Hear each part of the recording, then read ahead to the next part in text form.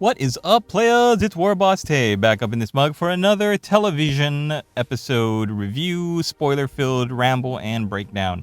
So the spoiler-free review for WandaVision episode 3, entitled Now in Color, is B+, maybe an A-. I'm grading on a curve here, but like the other two episodes, I enjoyed this one. I think it makes a narrative leap, which we'll talk about in the spoiler-filled section. But spoiler-free warning, or spoiler-free recap, this one takes place obviously in the 70s. The set looks a lot like the Brady Bunch house set, and the aesthetic of the opening credits is very much like the Brady Bunch and the Partridge Family. It's a montage with the split screen divided up into like different segments, a lot like the Brady Bunch opening credits did. And the hair, the fashion, the set dressing, everything in this world keeps progressing and looking more and more deliberate. Whereas the first two episodes were very much set in a very plain set. The I Love Lucy set from episode 1, and the second episode looking more like a Bewitched, a little bit more fleshed out, but still black and white. This set looks a lot more like it has more cameras placed around through it, more angles it could get. There's outside exterior locations as well. Their front lawn, which still looks pretty amazing considering if you look at the background of the house set in the driveway, you can see the painted backdrops for the neighborhood. It looks interesting considering they did an entire location for episode 2 when she came outside of her house. When Wanda came outside of her house, you can see she looks like she's on an actual street. This one very much obviously looks like a set with different backdrops. So that was an interesting choice. And spoiler free, what happens in this one?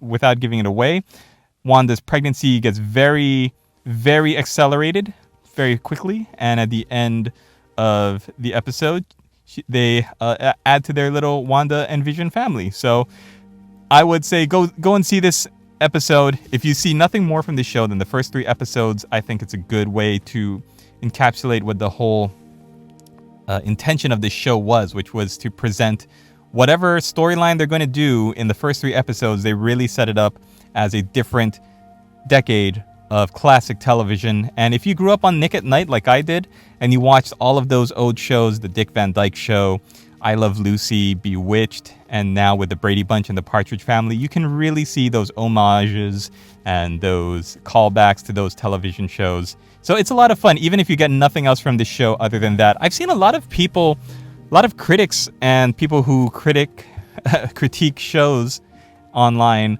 are not giving this show a very good positive reaction, and maybe because they're thinking they want more superhero stuff, or that it just looks cheap, and those are some of the criticisms I've heard. And I think that was really the whole point of the first 3 episodes, is that they want you to put yourself in the shoes of an audience member watching the first 3 episodes as if you're watching an episode of classical television. And I'm totally fine with that, because now it really looks like they're going to go into some new interesting places with it. Okay, so thanks for watching, everybody. If you are just here for the spoiler-free version, now we're going to get into the spoiler-filled ramble and critique. And okay, so the first thing I want to talk about is we get to learn that this Geraldine character was thrown out of the whatever simulation or world reality that this is that Wanda had created, and seems to have some high level of control over. At the end of it, Geraldine was kicked out, and that's because Wanda had noticed her pendant has that sword emblem. I'm hearing a lot of different interpretations, people who are into the comics, and there are other videos out there on YouTube that really talk about the sword organization being kind of like brother organization or sister organization to S.H.I.E.L.D. And that makes sense, sword and S.H.I.E.L.D.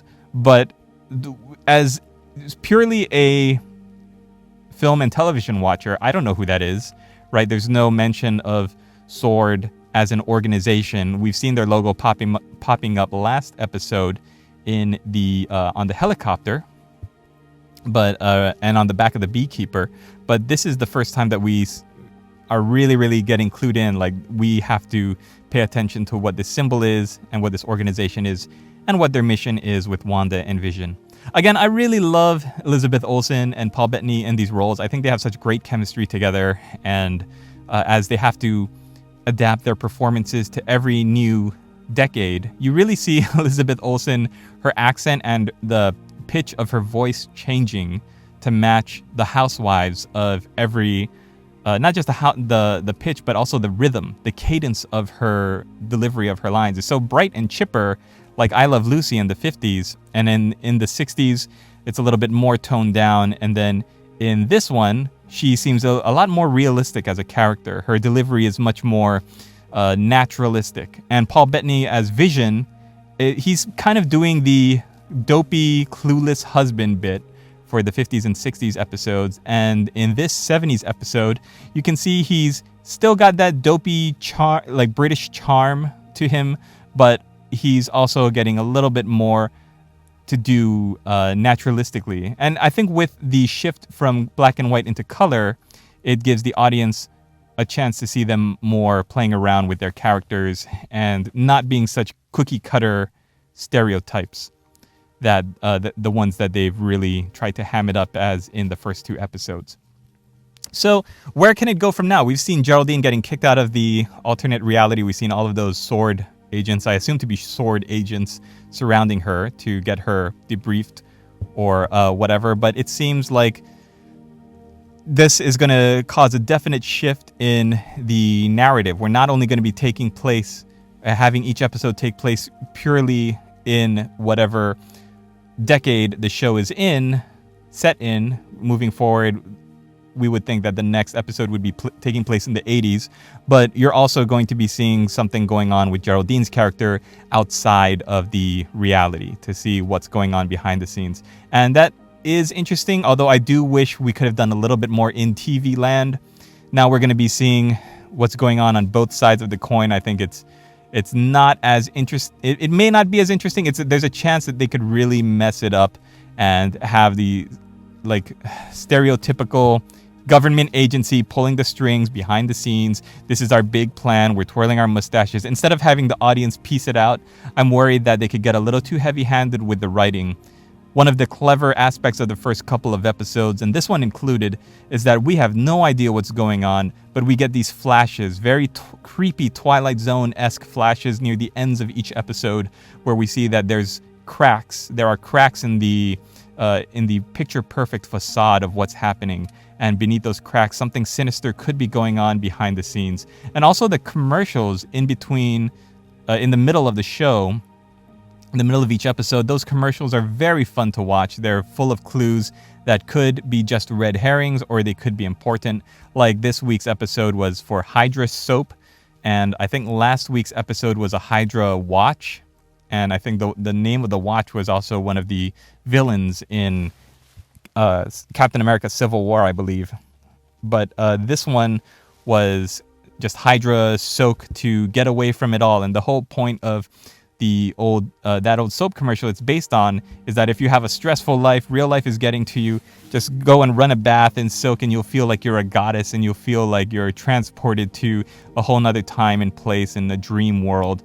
And that's very much the aesthetic and one of the core concepts it feels like this show is going for, that Wanda has created this alternate reality world that is picture perfect for her and Vision, because we're not sure if this is a real Vision, if he's a real entity that is still existing in this universe, because at the end of Infinity War, he got his Vision Stone popped out of his head and he pretty much died. We haven't seen him since then. I keep forgetting he wasn't in Endgame at all. And because he had already been, I think he'd been dead. I don't remember if he was even in the last fight. I don't believe he was. I'm not sure if he was in that or not, but I think he was dead from the end of Infinity War. So I'm still very interested to see where this show is going to go. I think taking it into the 80s and then the 90s, predictably, if you imagine what each episode is going to be like, then the sitcoms of the 80s and the 90s, I can see them doing a take on like Roseanne, maybe, or especially in the 90s and the 2000s. Then we've got the Melrose Places and the more contemporary kinds of shows that they could be doing a riff off of. We'll see what they do. Some side things. I think the Agnes character, played by Catherine Hahn, was a little more toned down in this episode. It was obvious that she knows something more than she's telling, but we don't really get much from her. There's just one scene where she walks on, she acts a little suspicious, and she leaves. And then there's this one actor with the mustache that looks like David Schwimmer with the mustache. I think his name is, I wrote it down here at the bottom, David Lengel. He plays a character named Phil Jones, and he's just hilarious. He has some of the best lines in every episode, and this one was no different.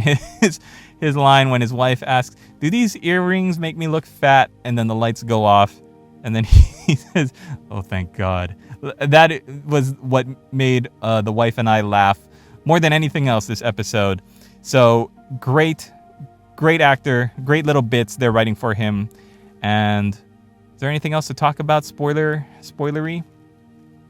Yeah, I think I just want to, I hope, I'm crossing my fingers that the show doesn't go into a more predictable, less Twilight Zone-y direction. And we've seen in the Falcon and the Winter Soldier and the previews for Loki, like they have the capacity to go big with the action and the special effects and all the explosions and the fighting and the CG and everything. And what has made WandaVision so charming up to this point was that they really didn't go in that direction. They didn't go with the violence and the big action set pieces and the explosions. They really wanted to tone it down and keep it focused on what the concept was, which was to take off of the old TV land television shows. And the more they can stick to that before finally doing the big reveal where they can come out and do the big crazy action set pieces, I think the happier I'm going to be, because I want this to be different. I want to keep it different. It's so far it's different than any other thing that Marvel has ever done, and I appreciate it for that. It doesn't have the big action, crazy fighting the monsters and the world destroying creatures and robots and all of that stuff. So, another interesting thing that I thought was really cool was in this episode she mentions Pietro, which was her twin brother, Quicksilver, who we haven't seen or who hasn't been mentioned at all since he died at the end of, what was it, Age of Ultron? And that was how many years ago? So I really like that she brought him up. And that little creepy moment where Geraldine says, "Oh, he was killed by Ultron, wasn't he?" I think that was very, very nice, spine-tingling, and very chilling to see Elizabeth Olsen turn on that very creepy, almost emotionless and cold kind of expression towards her was really good. I think we need more of that, more of the little moments, more of the character acting, and seeing Elizabeth Olsen doing that, because we know that her character, the Scarlet Witch, has all of those deep emotional pockets of sadness and grief that she can play with. I think having Paul Bettany get to play around in that arena too, because he's also another character that we want to see fleshed out with more of that emotion. I think that'd be really good for him. And he's such a great actor. I've seen him in so much, from comedies to dramas. I want to see him given more meaty scenes and lines and